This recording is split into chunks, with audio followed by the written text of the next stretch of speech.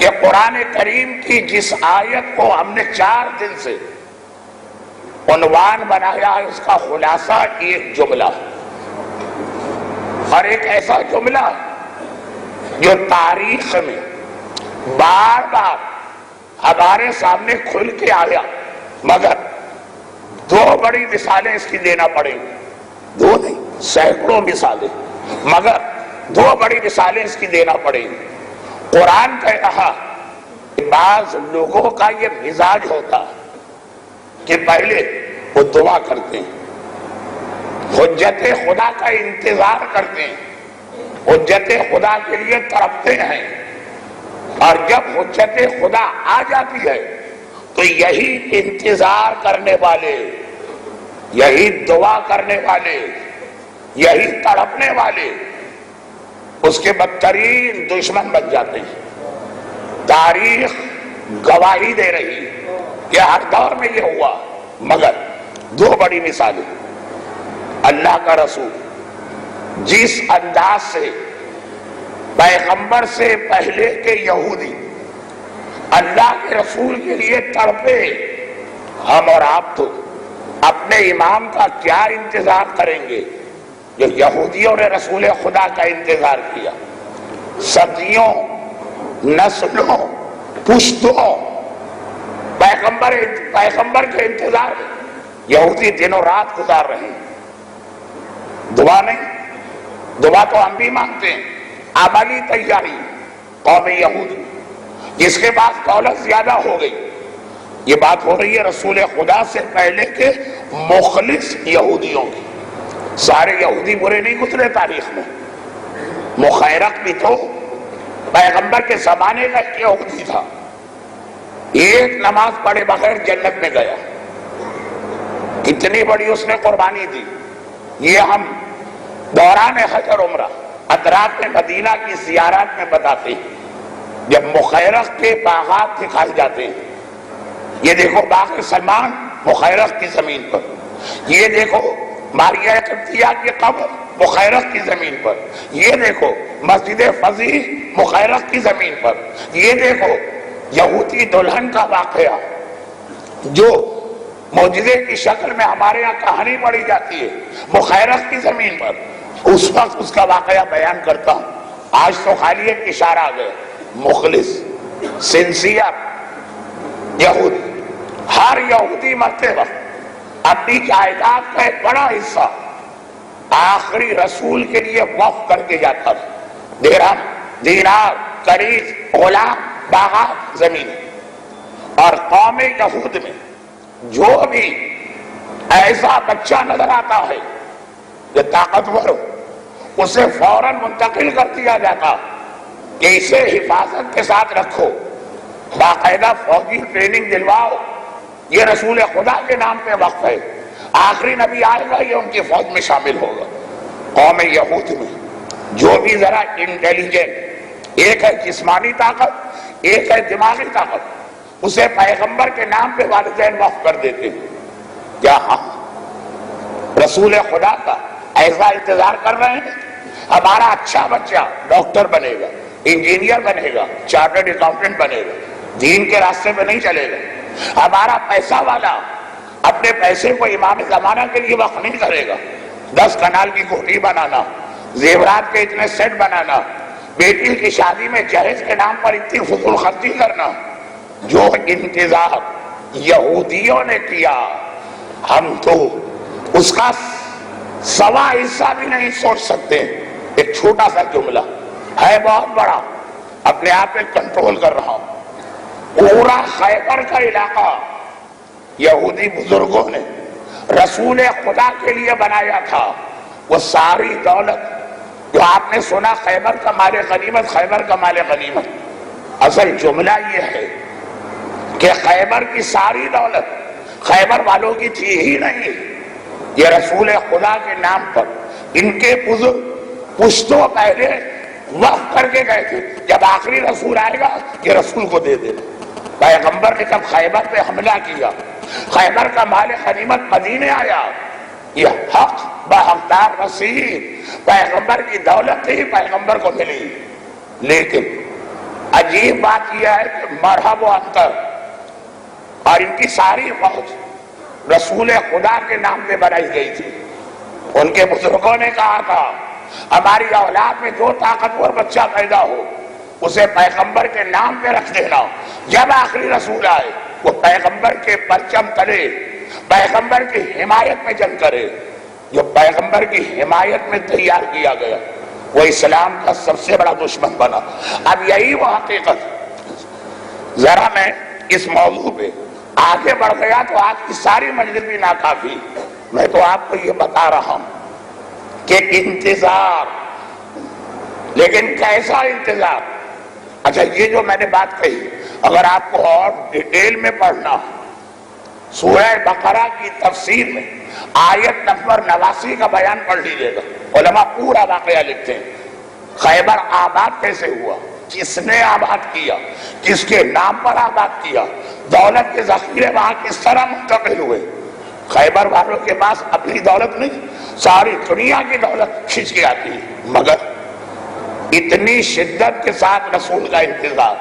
ہمارے یہاں بچت کا 5واں حصہ خمس کے نام سے نکالتے ہوئے یہ مومن کی جان جلتی، جبکہ پتا ہے کہ یہ گھوم کر دوبارہ ہم ہی میں خرچ کیا جائے گا. مگر جان نکلتی ہے خمس دیتے ہوئے.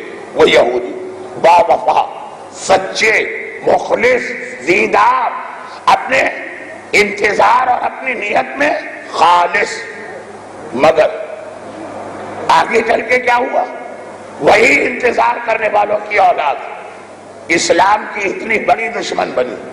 یہ بدر و احد کے کافر ابو جہل اور ولید کا نام مٹ گیا. یہودی آج تک مسلمانوں سے پیغمبر کا انتقام لے رہے ہیں. ایک مثال، میں نے کہا مثالیں بہت ہیں، میں صرف 2 مثالیں دوں گا. آیت کا ترجمہ پھر سنیے.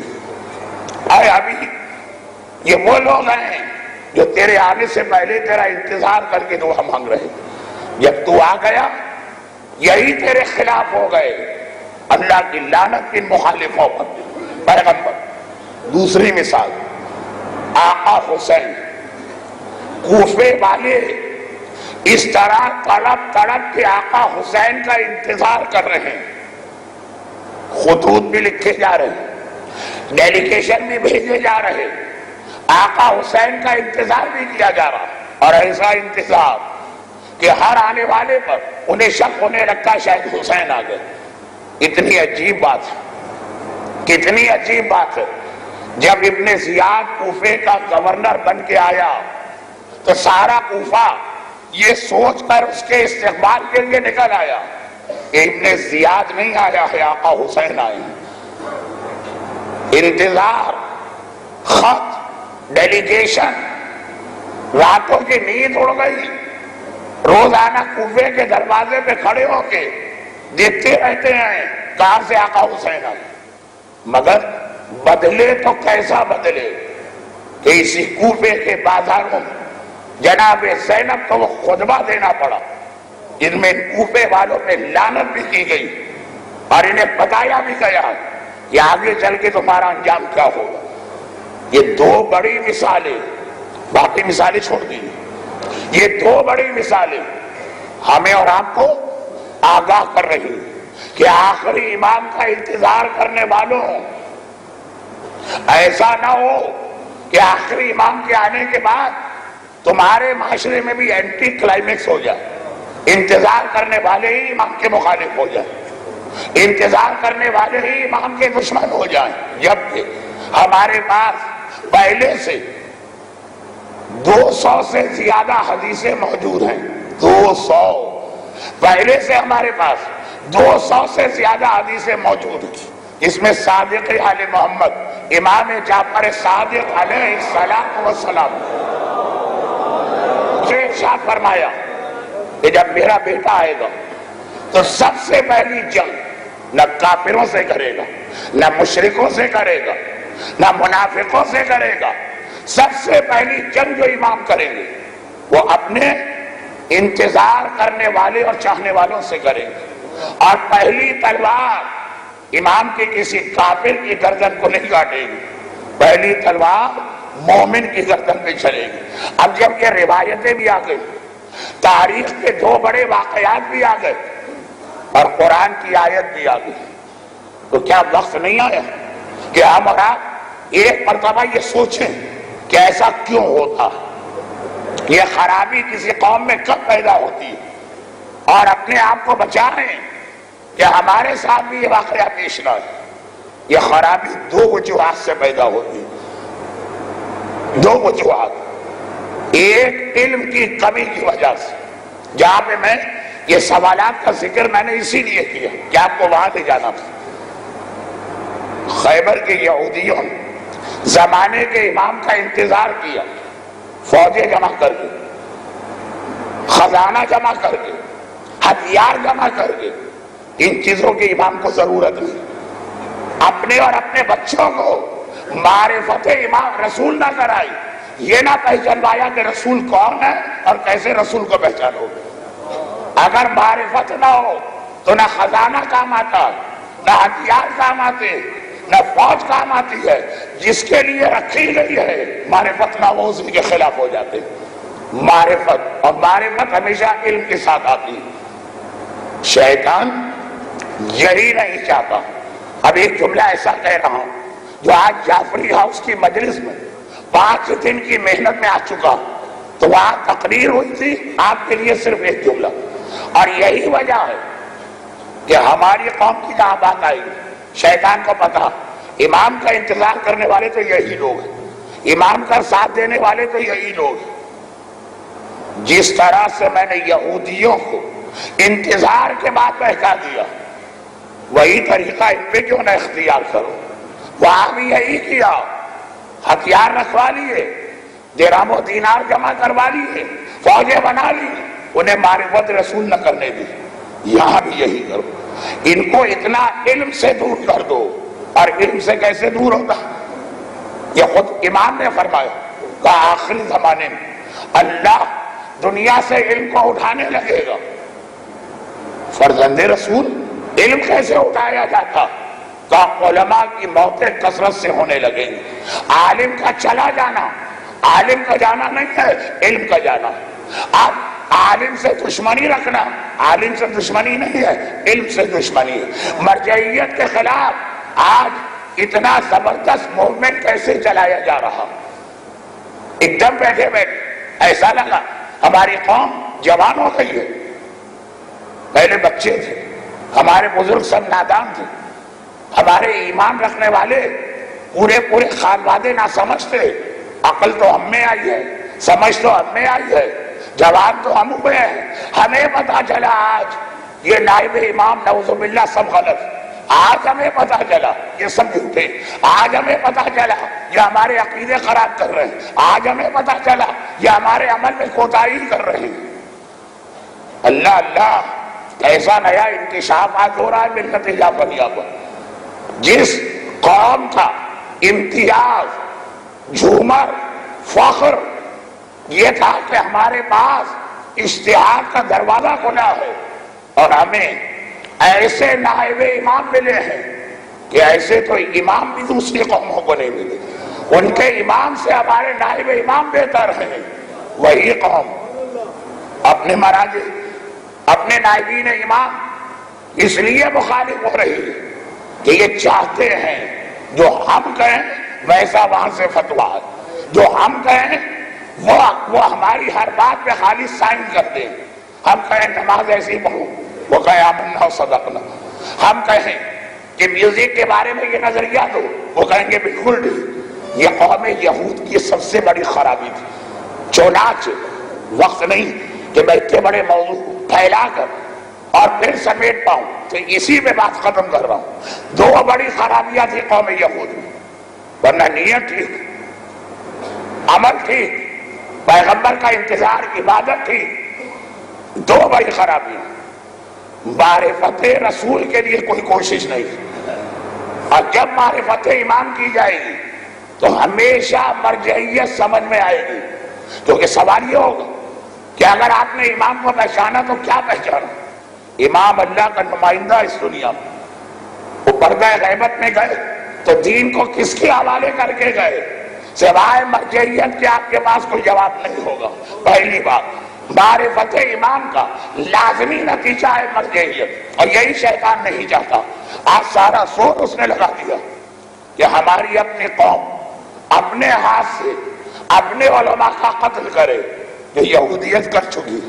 یہودیت اپنے ہاتھ سے اپنے علماء کو قتل کر چکی. دوسری خرابی، تکبر، غرور، دولت، جائیداد، مکان، کاروبار اور عہدے کی لالچ. ابو عامر واقعہ سنی. ابو عامر، مجھے پتہ نہیں کیوں ایک یقین سا ہو رہا کہ ہمارے بچوں نے اس کا واقعہ کبھی نہیں سنا ہو، جبکہ بار بار سننے کا واقعہ، خاص طور پر آخری زمانے کے اس ماحول میں، اس میں بظاہر یہ لگ رہا ہے کہ ظہور امام کا زمانہ قریب آ رہا بظاہر. اچھا ایک بات سن لی، کثرت کے ساتھ حدیثیں آئی کہ سب سے بڑا جھوٹا وہ ہے جو امام کے ظہور کی تاریخ مقرر کرے. یہ اللہ کا راز ہے جو کسی کو نہیں معلوم. اگر کوئی کہہ دے کہ میری ریسرچ یہ کہتی ہے، میری کیلکولیشن یہ کہتی ہے کہ فلاں زمانے میں امام آنے والے، جھوٹا ہے وہ. اور اگر کوئی کہہ دے کہ خود امام نے مجھ سے ملاقات کی اور بتایا کہ میں فلاں تاریخ کو آ رہا ہوں، اس سے بڑا جھوٹا تو کوئی ہو ہی نہیں سکتا. مگر نشانیوں سے تھوڑا تھوڑا اندازہ ہو رہا کہ ظہور کا زمانہ قریب آتا جا رہا. اس میں خاص طور پر خیال رکھنا، دھوکہ نہ کریے گا. یہ دوسری خرابی بھی اصل میں پہلی خرابی ہی کی وجہ سے ہوتی. ابو عامر بڑی شدت کے ساتھ اسلام نے گناہ سے روکا. وَلَا تَنَابِزُ بِالْأَلْقَابِ، ایک دوسرے کو برے نام نہ دینا. انگریزی کلچر کی خصوصیت یہ بھی کہ ہر ایک کا ایک نک نیم رکھا جاتا، نک نیم.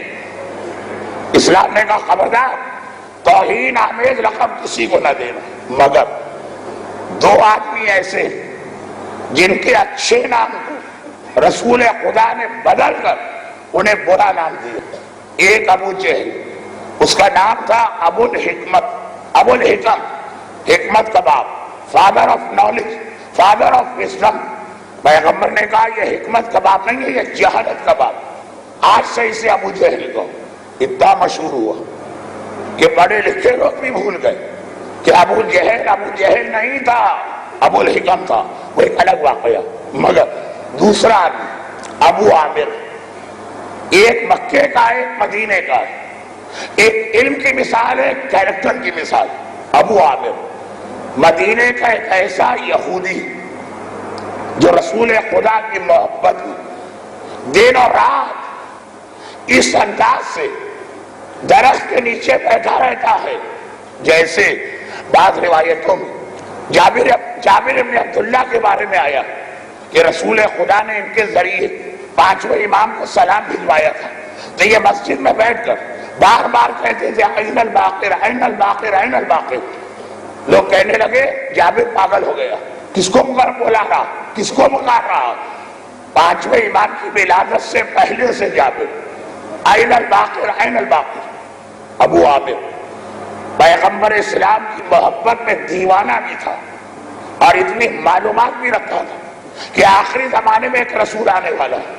اپنی قوم کو چھوڑ دیا، مدینے کے درخت کے نیچے آ کے بیٹھ گیا اور لوگوں کو آخری نبی کے لیے تیار کرنے لگا. لیکن بڑے تو اس کا مذاق اڑاتے تھے. ہر نیا مومن نوجوانوں میں بہت جلدی مقبول ہوتا، نوجوان اس کے گرد جمع. مدینے کے کتنے نوجوانوں رسول خدا کے آنے سے پہلے اس نے رسول خدا کے لیے تیار کیا. اور کیریکٹر وائز اتنا اچھا، اتنا پرہیزگار، ایسا متقی، ایسا مقدس کہ مدینے کے لوگ اس کا نام ابو عامر نہیں لیتے تھے، اسے کہتے تھے راہب، مقدس، پرہیزگار، متقی. کون ابو عامر؟ ابو عامر راہب. گھر چھوڑا، جائیداد چھوڑ دی، کپڑے تک نہیں پہنتا ہے، ایک ٹاٹ کا بوریا اس میں سوراخ کر کے ایک کرتے کی طرح سے اسی کو پہن لیتا کہ آخری نبی آئے گا. اسے عیش و آرام والے لوگ نہیں چاہیے، اسے زحمت و تکلیف اٹھانے والے لوگ چاہیے، فاقہ کرنے والے، پھٹے ہوئے کپڑے پہننے والے، بغیر مکان والے. اتنی شدت کے ساتھ اس نے پیغمبر کا عقیدہ پھیلایا کہ پوری نسل مدینے میں تیار ہو گئی. مگر ہوا کیا؟ اور اشارہ بھی کرتا ہے، مدینے میں بیٹھ کے اشارہ کرتا ہے کہ ادھر سے وہ آخری رسول آئے گا مکے کی طرف. ایک ایک چیز اس کے پاس رسول کے بارے میں. لیکن جب پیغمبر مدینے تشریف لائے تو اب اسے یہ توقع ہوئی کہ پیغمبر اسے بلا کے شاباش دے اور بڑا عہدہ دے کہ تم نے میرے لیے اتنی تیاریاں کروائی، اتنی قربانیاں دی، اتنا انتظار کیا، ایک پوری نسل تیار کر دی. اس کے حساب سے جو توجہ اسے چاہیے وہ رسول نے نہیں کی. اب یہی پیغمبر کا مخالف ہوا، کہنے لگا یہ جھوٹا رسول ہے، یہ وہ رسول ہی نہیں ہے جس کی میں خبر دے رہا ہوں. اس پر ایمان رکھنے والے، اس کی باتوں میں یقین رکھنے والے، وہ سب پیغمبر کے ساتھی بن گئے، کیونکہ نشانیاں بتاتا تھا نا. وہ ساری نشانیاں رسول میں آئی. جس نے دوسروں کو رسول خدا کا ساتھی بنایا خود پیغمبر کے خلاف ہو گئے. کہنے لگا میں اسے رسول نہیں مانتا ہوں. کیوں؟ پیغمبر نے اسے عہدہ نہیں دیا، پیغمبر نے اسے کوئی منصب نہیں دیا، پیغمبر نے اسے کوئی پوسٹ نہیں دی. اتنا خلاف ہوا کہ مدینے والوں کو اب الٹا گمراہ کر رہا، اب الٹا بہکا رہا. اس کی بات میں نہ آنا، یہ رسول نہیں ہے، یہ حکومت حاصل کرنے کے لیے جھوٹی باتیں کر رہا. مدینے والوں نے توجہ نہ دی، یہ مکہ گئے. ابو جہل اور ابو لہب کو بھڑکا کر مدینے پہ حملہ کرا تھا. حتیٰ جنگ احد میں یہ واحد آدمی تھا مدینے کا رہنے والا ہے، مکے کے کافروں کے لشکر میں شامل ہو کے آیا. اور جب احد میں کافروں کو شکست ہوئی اور اس نے دیکھا اب مکے والوں میں طاقت نہ رہی تو یہ شام چلا گیا. عیسائی حکمران کو مجبور کیا مدینے پہ حملہ کیا جائے. ایسا سخت مدینے کا دشمن، ایسا سخت رسول خدا کا دشمن. پیغمبر نے ایک مرتبہ کچھ نوجوانوں سے پوچھا میرے آنے سے پہلے ہی تم میرا انتظار کیوں کر رہے تھے؟ کس نے تمہیں بتایا؟ کہا یا رسول اللہ ابو عامر راہب ہے. پیغمبر نے کہا خبردار اسے راہب نہ کہو، وہ فاسق ہے، فاسق، وہ کردار بیکار ہے جو پوسٹ اور عہدے کی تمنا رکھتا ہے. وہ آج میرا سب سے بڑا دشمن ہے، اس لیے کہ اس کو عہدہ چاہیے، پوسٹ چاہیے. پھر عجیب جملہ پیغمبر نے کہا جب میرا بیٹا آخری زمانے میں آئے گا اس کے انتظار کرنے والے بھی کتنے ایسے ہوں گے، اس کے آنے سے پہلے راہب ہوں گے، اس کے آنے کے بعد فاسق بن جائیں گے. تو ہمارے سامنے دو مثالیں جو آ رہی اس کو ذرا آگے بڑھائیں. اور وہ یہ کہ اگر ہم نے امام زمانہ کا صحیح انتظار نہ کیا تو ایسا نہ ہو ابو عامر کی طرح سے سب سے زیادہ انتظار کرنے والے امام کے دشمن ہو جائیں. ایسا نہ ہو کوفے والوں کی طرح سے امام کا انتظار کرنے والے امام کے خلاف ہو جائیں. اب ایک چھوٹی سی بات اور سن لیجئے اور میں اپنی تقریر کے اصل حصے پہ آتا ہوں. ایک یہ واقعہ آپ نے سنا ابو عامر کا. اب ایک دوسرا واقعہ سنیں. ایک آدمی ہے حنظلہ جن کا لقب ہے غسیل الملائکہ، یعنی جنہیں فرشتوں نے آ کے غسل دیا. یہ کون ہے؟ جنگ احد ایک دم سے کافروں نے مدینے پہ حملہ کیا. مدینے والوں کو سان و گمان میں بھی نہ تھا کہ ایسا حملہ ہونے والا. کچھ چرواہے احد کے علاقے میں بکریاں چرا رہے، بھاگے آئے. یا رسول اللہ اتنا بڑا لشکر مدینے پہ حملہ کر رہا. پیغمبر نے فوراً آرڈر آف دا ڈے، فرمان امروز جاری کیا. اچانک کافر آئے، فوراً پیغمبر نے آرڈر کیا ہر آدمی ان کا مقابلہ کرنے کے لیے احد پہنچ جائے. جس حالت میں ہو جہاں پر ہو فوراً پہنچ کے مدینے کو بچانا. حنظلہ اسی رات کو شادی ہوئی اور دلہن کے پاس سے غسل کرنے کے لیے حمام جا رہے ہیں. کان میں پیغمبر کی آواز آئی. ہر مسلمان واجب ہے کہ فوراً احد کے میدان میں پہنچ کے مدینے کو بچائے جس حالت میں ہو. 1 منٹ کی تاخیر جائز نہیں. وہ غسل خانے جاتے جاتے پلٹے اور احد کے میدان میں پہنچے. احد کی لڑائی ختم ہوئی. آخر شام کے وقت پیغمبر نے شہداء احد کے لاشیں جمع کی. مسلمان گھبرایا کہا یا رسول اللہ ایک لاشا ایسا ہے کہ ہمیں ڈر لگ رہا ہے اس کو دیکھ کر. کیوں ڈر لگ رہا؟ کہا یا رسول اللہ اس کے بالوں سے پانی کے قطرے ٹپک رہے ہیں اور ایسا لگ رہا ہے کہ ابھی اس کو کسی نے نہلایا ہے. احد میں کون ہے جو اسے نہلا کے گیا؟ پیغمبر قریبا کہا حنظلہ غسیل الملائکہ ہے، فرشتے کوثر کا پانی لے کے آئے ہیں اور اسے غسل دے کر اپنے ساتھ جنت میں لے گئے.